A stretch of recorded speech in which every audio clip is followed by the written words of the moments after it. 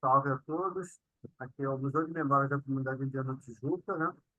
Essa comunidade que foi fundada em 1947 e teve suas primeiras habitações em 1957.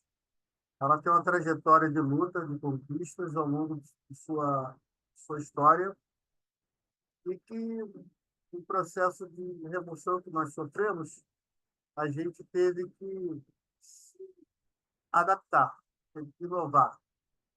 E a gente teve muitas ajudas, né? Tipo, hoje, com essas convidadas ilustres aqui, que vão se apresentar daqui a pouco, que tiveram um papel fundamental, que é a Bruna Garitano, né?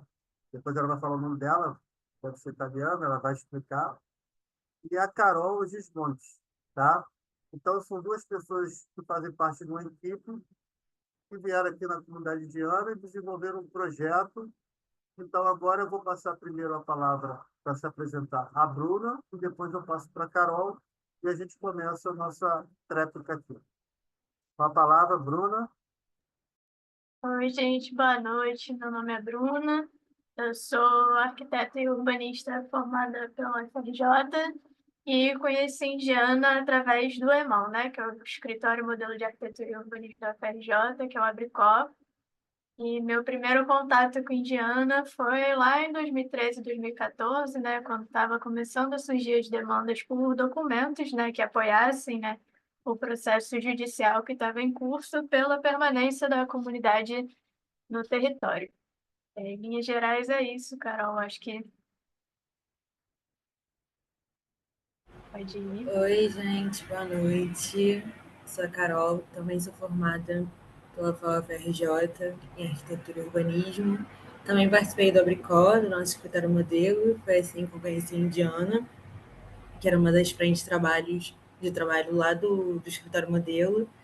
Eu entrei depois da Bruna, assim, acho que quando eu entrei, na verdade, a Bruna tinha acabado de sair, mas eu entrei em 2018, final de 2018, 2019, início de 2019. E eu entrei já com a frente numa outra perspectiva. A gente estava num trabalho mais de fortalecer as, as atividades que já aconteciam, né, lá na Indiana. Então a gente fazia já muito mais trabalho com as crianças, de ir na Pedra do Sal, ir no Museu da Manhã, enfim, a gente fazia esses passeios, tanto lá na Indiana quanto nas regiões centrais do Rio. E é isso, assim. Acho que Marcela pode voltar e depois a gente explica um pouco de como foi a questão da lavanderia. Então, estão apresentadas a Bruna e a Carol, devidamente, né? Então, assim, a Bruna, como ela foi a primeira a chegar aqui, na comunidade indiana, ela vai traçar uma linha, né? Mais ou menos assim, cronológica, de como foi a chegada dela aqui, quem indicou ela para chegar aqui, então foi essa perspectiva dela. Até o momento que chegou a Carol. Aí a Carol conta a história dela, porque depois, lá quase no finalzinho, é que a gente vai entrar no assunto da lavanderia comunitária. Mas todos precisam conhecer quem é a Bruna e quem é a Carol, e por que, que elas vieram para a comunidade indiana e por que, que elas se engajaram com tanto afinco nessa nossa luta. Ou seja, elas não lutaram como a gente imaginava, não tem, mas elas lutaram de outra forma, dando trocando informações, compartilhando conhecimento, enfim. Eu quero que vocês deliberem sobre isso. Então, começa primeiro a Bruna, depois entra a Carol. Por favor. Beleza. Bom, acaba que a nossa cronologia bate direitinho, né, Carol? Quando eu me formei, você chegou na Indiana. Mas eu cheguei na Indiana, né, no final de 2013, início de 2014, né, pelo EMAL Abricó, que, de novo, né, o Escritório Modelo de Arquitetura e Urbanismo da UFRJ. E eu cheguei em um momento, né, onde o processo judicial, né, estava em curso, já tinham acontecido algumas remoções ali no território, né, Marcelo? E aí tinham conseguido, né, uma liminar para frear temporariamente as demolições até que tivesse, né, um plano urbanístico, né, que mostrasse como é que deveriam ser feitas as demolições, sem que tivesse nenhum tipo de interferência nas edificações vizinhas, né? E isso tomou bastante tempo, né? Quando a gente chegou junto com a Maria Lúcia, né, que era defensora pública na época, ela acionou a universidade a universidade ali, a Luciana Andrade, a Juliana Canedo e a Maria Paula, que acho que são pessoas que o Marcelo já deve ter falado em algum momento, né? Auxiliaram ali no processo, no primeiro momento, e aí depois elas tiveram a ideia de não só, né, ajudar na consolidação do escritório modelo, que tem como objetivo, né, auxiliar comunidades organizadas que não têm recursos, né, para bancar arquitetos, enfim, formalmente, né, pleitear o mercado de trabalho formal da arquitetura e urbanismo.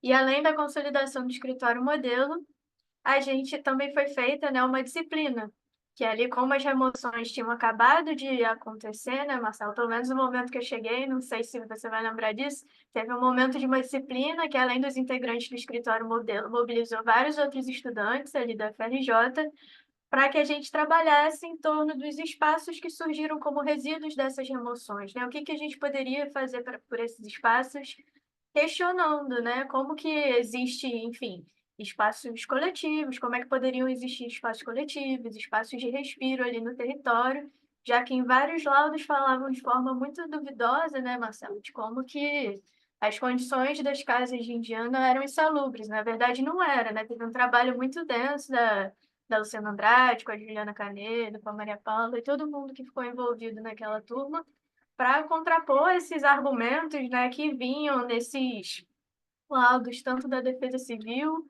como em alguns documentos, né, do Ministério Público.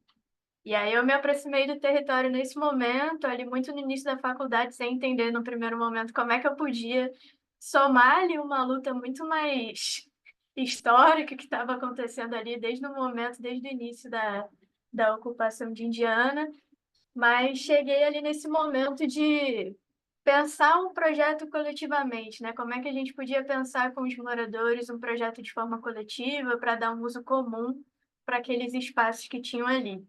Aí eu lembro que essa foi uma primeira demanda, né? E no decorrer dessa turma, acabou que na turma muita gente se envolveu, né?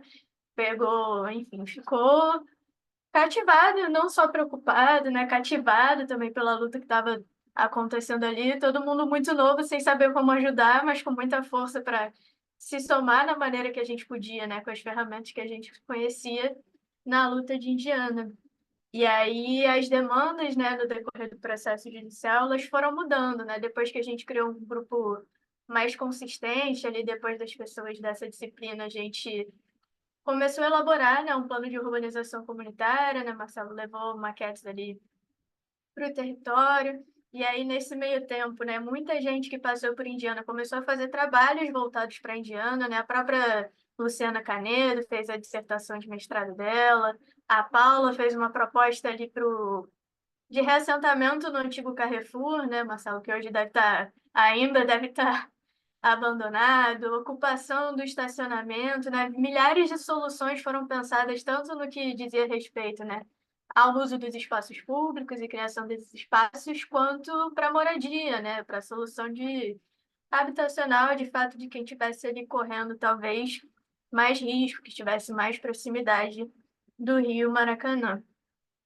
E aí depois o projeto foi ganhando outro escopo, né? De fato, existiu um projeto ali que veio a partir do TFG, né? Do trabalho de conclusão de curso da Nayara, que fez um projeto no geral para o território, mas a gente, né, de 2014 até 2018, muitas coisas aconteceram, né? Teve a sentença que chegou em 2016 e ela era super ambígua e por um lado a gente achava que ia aliviar um pouco esse fantasma da remoção, né? Mas ao mesmo tempo ficava ali um fantasminha que a gente não sabia se ia embora ou se voltava. Então o trabalho sempre foi respondendo, né, às demandas ali do território e sempre sendo tudo construído coletivamente, né?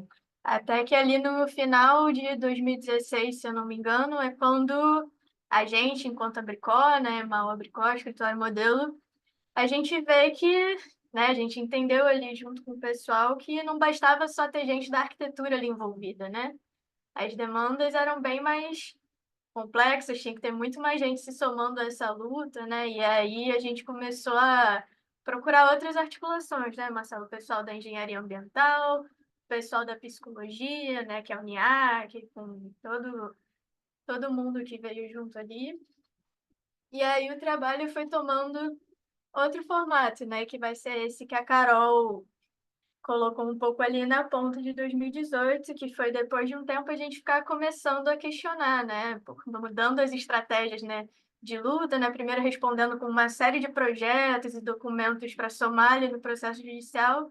Depois a gente começou a tentar fazer uma reflexão crítica, até envolvendo a Defensoria Pública, né? Porque de que forma que a gente fala tanto de direito à cidade, e aí de que forma que a cidade experiencia, né? A depender do lugar que você vive, ou que você mora na cidade, como é que você experiencia esse direito à cidade de uma forma diferente, né? E aí foi aí que a gente começou esse trabalho com as crianças, né? Que foi o que a Carol citou, onde ainda naquela série de laudos que estavam vindo do Ministério Público, né, daqueles documentos que estavam chegando, falando sobre a relação com o Rio Maracanã, a gente começou a fazer uma série de andanças ali, muito com a ajuda da Ana Márcia, né, que sempre foi uma grande mobilizadora, sempre foi, sempre é, né, continua sendo mobilizadora ali das crianças.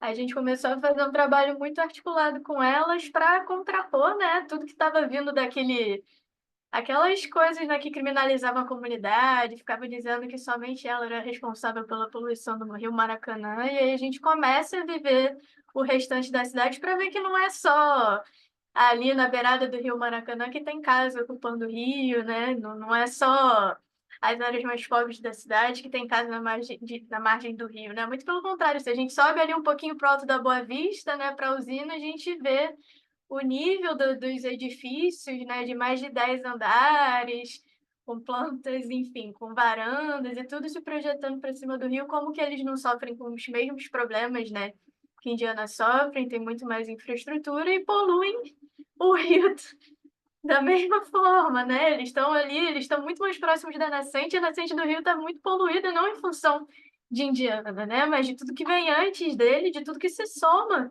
depois dele, né? Nessas caminhadas a gente pode ver com as crianças todos esses prédios, como é que era o cheiro da água, como que a água se transformava, enfim, como grandes mercados estavam jogando o esgoto ali também no rio, né? Até que a gente fez todo o percurso, né, do Rio Maracanã, desde a nascente até a foz dele, para entender como é que dava, né, essa relação da habitação, da cidade como um todo com o rio, né? E por que que com Indiana isso era tão problemático e o restante da cidade não. E aí as crianças, né, passaram a produzir uma série de materiais, vídeos que foram exibidos nos cinemas ali da comunidade, né? Era sempre um grande evento, todo semestre as crianças mostrarem esse material.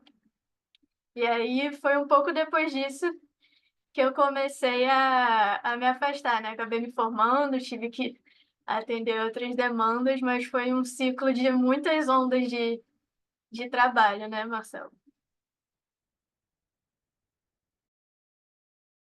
Então, agora entraria a Carol, eu vou fazer só para a gente não perder certas falas da Bruna. Então, Bruna, a gente já recebeu aqui no museu uma sala virtual, é claro. Esse museu ele nasce da museologia social e hoje ela está tratando dessa história que a gente não imaginava que nós tínhamos. A gente só imaginava que a história era aquela dos antepassados, ou seja, de quando a comunidade foi criada, de quando ela não tinha uma estrutura. Só que, como nós somos membros aqui da comunidade, somos moradores, a gente participa de muitas reuniões, muitos seminários, a gente foi vendo que está tendo uma onda crescente de museus sociais. E esses museus sociais, eles não são museus como os tradicionais, que é aquelas peças de arte de 1000 anos atrás, não. Que fala sobre a história popular e comunitária de cada território. Esse material que foi difundido pela academia, vocês fizeram, tudo que vocês fizeram, em dado momento, eu estava dando uma olhada aqui, que a gente agora desenvolve um projeto dentro da Fundação Leo 13 aqui, né? Eu falo Fundação Leo 13, mas é o antigo prédio da creche. Então, a gente está com um espaço aqui, onde a gente tem o guarda-roupa solidário. E esse guarda-roupa solidário, ele está sendo assim, uma grande ponto de apoio, porque através dele a gente faz outras oficinas, inclusive criamos jardim comunitário, muitas coisas estão sendo elaboradas a partir do momento que você tem uma base para poder difundir. E pegando esse material, que estava guardado devidamente, nada foi jogado fora, tá? Aí conheci uma representante de vocês, do Emaó Bricó, o nome dela é Beatriz. Aí a Beatriz falou assim, Marcelo, o que é que vocês querem fazer com esse material? Eu entrei em contato com ela veio aqui, sentou, começou, tirou foto, e dali nasceu a ideia do Museu Comunitário, Museu de Memórias da Comunidade Indiana, há 2 anos atrás, entendeu? E a gente estava difundindo, estava se capacitando. Quando você fala de toda essa tua narrativa envolvendo as crianças, envolvendo essa troca de informações, ela é muito saudável, porque a gente já recebeu a Juliana Canedo aqui, já recebemos a professora Maria Lúcia de Pontes, e elas justamente são unânimes na fala. A academia com o NUT, o Núcleo de Terras de Habitação, foi fundamental para que nós pudéssemos ter força de resistência. Porque não bastava somente gritar, não bastava somente participar de atos de movimentos sociais, mas a gente tinha que ter algo para apresentar. E quando a gente se pega com vocês aqui dentro, fazendo um trabalho junto às crianças, porque você vê, você falou da Ana Márcia. A Ana Márcia também já foi entrevistada aqui pelo museu. Ela foi a primeira, tá? Então, o que acontece? Nós tínhamos o quê? Pouco tempo para deliberar sobre a luta. Então, meio que os moradores aqui foram divididos em núcleos, em subgrupos. Um grupo ficou aqui dentro, outro grupo ficou do lado de fora, outro grupo ficou mais afastado, mas todo mundo estava trabalhando nessa luta. E vocês estavam aqui dentro com as crianças, preparando elas para também dar força para esse documento que foi enviado para o Núcleo de Terras de Habitação, através da academia. E agora eu peço que a Carol entre e ela realmente fale tudo que ela tiver que falar, porque a participação dela também foi fundamental. Ela também teve uma participação muito boa, ela e o grupo dela, é claro, né? É porque a gente está meio espaçado assim, porque as pessoas vão se formando, vão criando vínculos, vão criando parcerias, e meio que a nossa história, para não se perder, a gente está fazendo essas entrevistas para registrar, porque senão daqui a pouco vocês mesmos vão dizer, caramba, eu acho que eu me lembro, entendeu? Porque é muita informação. Então, agora com a palavra a nossa querida Carol. Carol, você. Mas é isso mesmo, Marcelo, eu acho muito importante, porque, de fato, se pode, estava até falando isso com a Bruna hoje mais cedo, a gente piscou e o projeto da lavanderia já fez 5 anos, né? É muito rápido como essas informações passam e que bom que vocês estão fazendo, retomando elas para não se perderem. Mas, como a Bruna falou, eu entrei logo após essa primeira atividade, esse primeiro ciclo com as crianças, né? Essa primeira aproximação, que foi a questão do Rio Maracanã, entender o percurso dele, entender exatamente o que a Bruna falou, né? Onde ele é poluído e como na sua indiana que tem esse papel. E aí, quando eu entrei, a gente já estava com um núcleo bem fechado com o pessoal de psicologia da UFRJ, que é o UNIAC, né, que também é um grupo de pesquisa. E a gente começou a pensar como essa dinâmica com as crianças tinha dado super certo, a gente começou a pensar o que agora, olhar para elas e entender o que elas queriam agora para a Indiana. Então, a primeira atividade, a gente fez um mapa da Indiana e colou vários papéis do que as crianças escrevendo o que elas gostavam, o que elas não gostavam.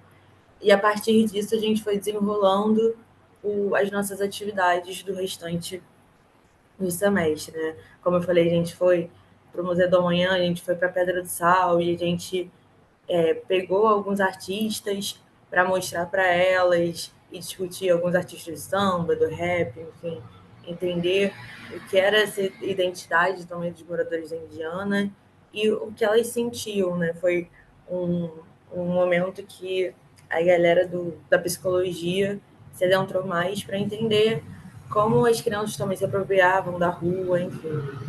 E aí a gente teve um evento da própria UFRJ, que foi lá no Parque Madureira, que era o UFRJ na rua, que a gente foi com a Ana Márcia, com algumas crianças e painéis, inclusive, porque a gente achava muito importante não só nós do Abricó falarmos como era o nosso trabalho, né, mas elas mesmas falarem como é o trabalho, como é a, a vivência delas na Indiana. Então, foi muito rico por isso também. Teve um outro evento que o Abricó organizou lá na FAO, na UFRJ, que foi o Cipó, que eram palestras e conversas sobre direito à cidade. A Ana Márcia também foi com algumas crianças para defender, mostrar a visão dela, né? Mostrar uma visão muito mais próxima desse processo. Então, foi isso. Assim, eu fiquei um ano ativamente, né, presencialmente, porque depois veio a pandemia, mas esse um ano foi nessa dinâmica de mais um fortalecimento de identidade a partir das crianças, sabe? As crianças meio que guiavam a gente sobre o que a gente ia fazer, o que a gente, quais atividades a gente ia puxar, e obviamente sempre dando protagonismo a Ana Márcia, que falava, que sempre ajudou.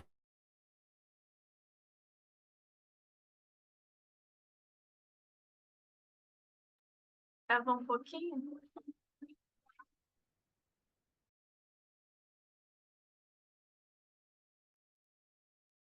Ela travou um pouco, né? Ela vai voltar. Travou, deve ter sido rapidinho. Voltei ou não? Voltei? Tá. Esse computador tá horrível, mas enfim. Enfim, eu acho que a gente teve essa aproximação muito grande com a Ana Márcia, com a Inês, com o próprio Marcelo, que eu lembro que teve uma vez que a gente até juntou todos os projetos que a UFRJ fez, que os estudantes fizeram, e fomos discutir eles na casa do Marcelo, para entender, assim, quais eram os nossos próximos passos. E eu acho que essa aproximação foi muito importante para que em 2020, né, com a pandemia, a gente isso, acho que foi um desafio para todo mundo, obviamente, mas nós, como escritório modelo, a gente tinha esse desafio de como manter os nossos trabalhos, os nossos vínculos à distância, né? E eu acho que esse vínculo de 2019, né, essa construção que a gente ia criando, ajudou muito para isso, né? Por essa proximidade, enfim. É isso. Então, Carol, muito boa essa tua fala, porque, inclusive, um dia desse, conversando com a Elis, ela lembrou dessa ida lá no Parque Madureira, né? Que vocês falaram desse pertencimento. A Ana Márcia também citou essa fala. Nós também já tivemos aqui com a Roberta Basilino, entendeu? Então, muita gente top já está aparecendo aqui na sala já, tá? Então, assim, já estamos com bastante depoimentos e vamos continuar pegando mais depoimentos ainda, porque isso que vocês estão falando é muito bom, porque, assim, nós estivemos presentes, a gente fala, mas em dado momento alguém fala, mas ele está falando, mas ele não tem como provar. Ele está falando, mas ele está falando a visão dele. Então, o bom é que vocês estão falando como pessoas que realmente participaram disso e estão dando tipo, uma certificação a tudo aquilo que foi desenvolvido aqui, que não foi pouca coisa. É como eu falei para vocês, a gente pegou esse acervo que vocês criaram, não é pouca coisa. Então, houve todo um trabalho de pesquisa para a gente poder chegar aqui e conversar com vocês. Muita coisa eu não lembrava. Eu sentei com a Beatriz, a gente ficou debatendo, a gente se preparar para realmente fazer essas entrevistas. E olha que teve entrevista aqui, se vocês vão receber o link e vocês vão ter acesso às outras entrevistas e vocês vão ver que cada entrevista é diferente. Não tem uma entrevista igual. Ah, mas a pessoa estava aqui do lado da Bruna, do lado da Carol. Não, mas ela participou de uma outra maneira. Então, assim, são falas narrativas impressionantes. E a gente aqui vai conversando, vai debatendo e vai aparecendo conteúdos incríveis. E, assim, quer dizer, essa luta dessa resistência que a comunidade indiana passou, ela foi um marco. Porque quando eu inicio sempre a gravação, eu falo assim, iniciamos em 1947, 1957, aí depois eu falo, em 79 foi fundada a primeira associação, 2010 tivemos a UPP, que veio fazer um cadastro, em 2012 começou. Mas você vê que a história ela vai trazendo conteúdo, vai trazendo vários personagens para que nós hoje pudéssemos estar aqui conversando e falando. Não, eu estou aqui na comunidade de Ana. Meu semblante já é diferente daquele que vocês me conheceram. Ah, que eu tenho que ir para a reunião, que eu tenho que fazer um relatório, que eu tenho que mandar essa foto, que eu tenho que fazer uma entrevista. E a nossa vida era muito corrida, porque a gente não sabia se o que a gente estava pleiteando se ia ser favorável ou não. Tivemos em 2017 a ex, né? Foi declarada a ex, também um papel fundamental da Defensoria Pública, do NUT, Núcleo de Terras de Habitação, mas não foi feito somente pelo NUT, foi feito graças a esses trabalhos que vocês desenvolveram. Isso tudo deu liga para que a defensora Maria Lúcia, Rodrigo de Matos e outros defensores que fizeram parte aqui da comunidade de Ana tivessem argumentos para apresentar. Esse argumento que a Bruna falou, e você, Carol, das crianças percorrendo o rio e fazendo esse paralelo. A Indiana num ponto, e os prédios estão em outros pontos acima. Então, quer dizer, o problema não é da Indiana, o problema ele vem mais acima. Ou seja, e tudo, a conta só caía na conta da comunidade indiana, né? E não era isso. E vocês conseguiram provar isso com maestria através de depoimentos, relatos, documentos que foram elaborados.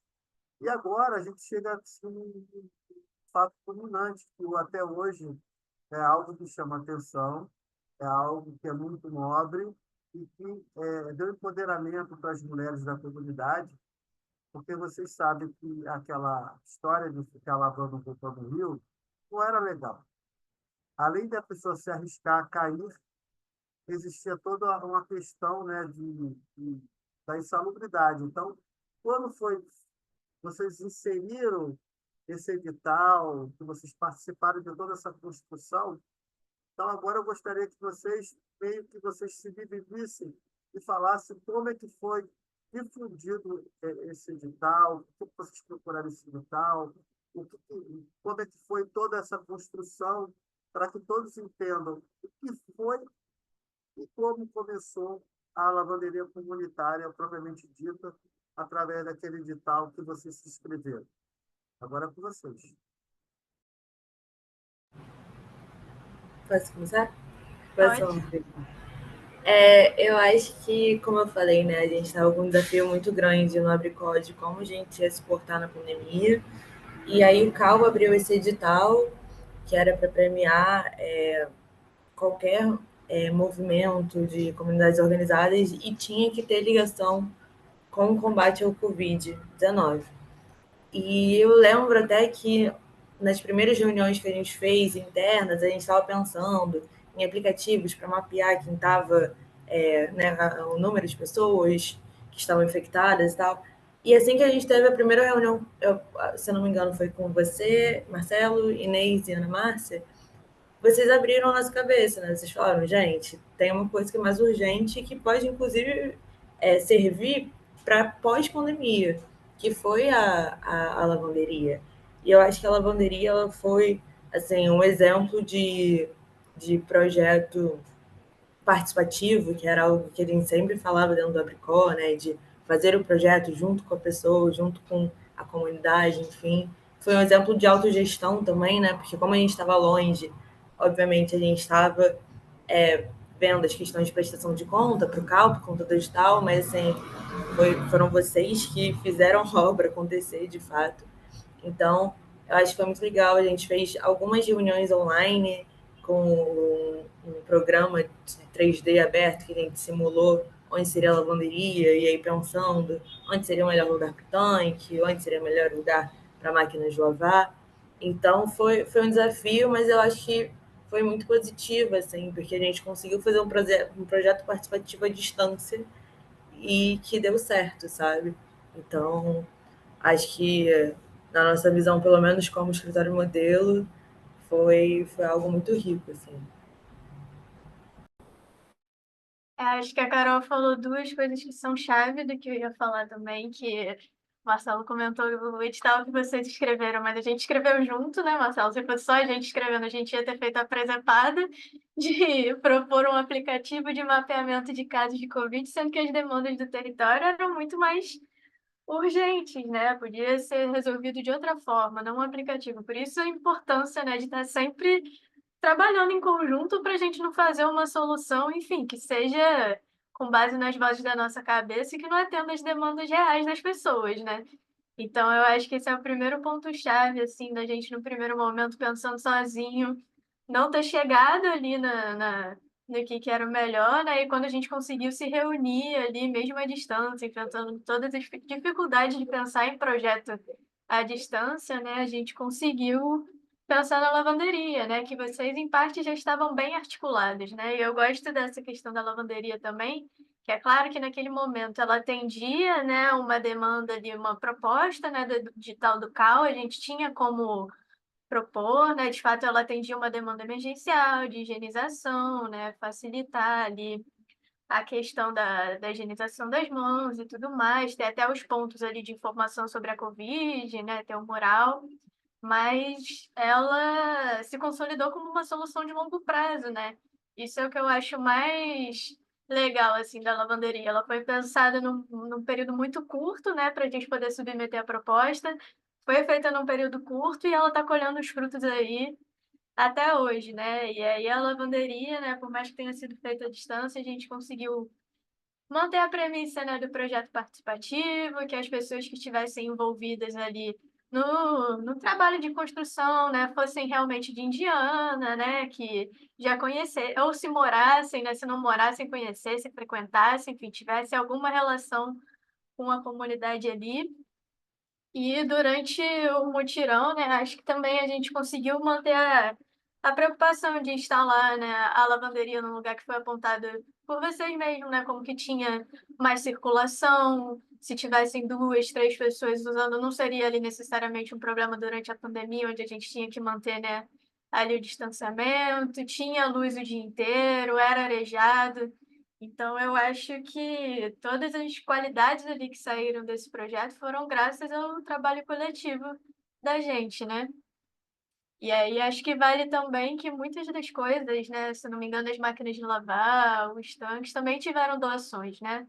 Eram coisas que já estavam ali paradas, mas não tinham muito rumo ainda, né? E foi bom que deu para mobilizar outras pessoas, né, da comunidade, para além daquelas que estavam fazendo o projeto com a gente, né, Marcelo? O importante do projeto é porque quando falaram durante a pandemia que era um projeto voltado ao controle, né, a evitar que as pessoas pegassem o Covid, e você sabe que essa coisa de lavar roupas, né, a higienização é tão importante quanto a higienização corporal. Então, muitas das pessoas falavam assim, você tem que tomar banho, tem que limpar as mãos, tem que usar máscara. E a lavanderia, na verdade, ela veio justamente para fazer aquela higienização que as roupas nossas também precisavam. E tinha um grande problema que ali a gente via, que eram as pessoas que às vezes passavam pelo aquele cano para poder lavar a roupa. E era um risco, né? Porque, imagina, uma senhora, né? Uma jovem, não importa. Você está trabalhando com sabão, detergente. Então, aquilo ali transborda. Aí você fala, não, eu não vou escorregar, gente. Se você não escorregar, uma substância que é própria para neutralizar qualquer coisa. Então, assim, trouxe segurança, trouxe higiene, trouxe uma imagem mais organizada daquele local ali, porque a coisa começou meio que ter um padrão que não tinha. Simplesmente as pessoas chegavam e queriam lavar roupa.